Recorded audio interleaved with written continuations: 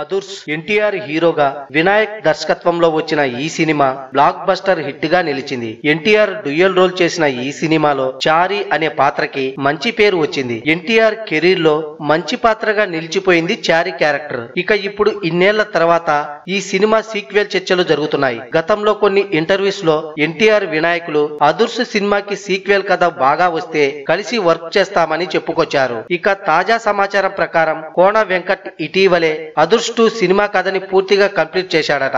అదుర్స్ కి కూడా కోన వెంకటే కథని అందించాడు. కోన వెంకట్ ఈ విషయం గురించి ట్విట్టర్ లో మాట్లాడుతూ అదుర్స్ 2 సినిమా కథ బాగా వచ్చిందని, కానీ ప్రస్తుతం ఎన్టీఆర్ తన సినిమాతో బిజీగా ఉన్నాడని, ఈ మధ్య కాలంలో ఈ సినిమా చేసే అవకాశం లేదన్నట్లు చెప్పుకొచ్చాడు. కానీ ఈసారి ఈ సీక్వెల్ ని వినాయక్ డైరెక్ట్ చేస్తాడో లేదో చూడాలి. ఎందుకంటే ప్రస్తుతం డైరెక్టర్ గా వినాయక్ ఫామ్ లో లేడు.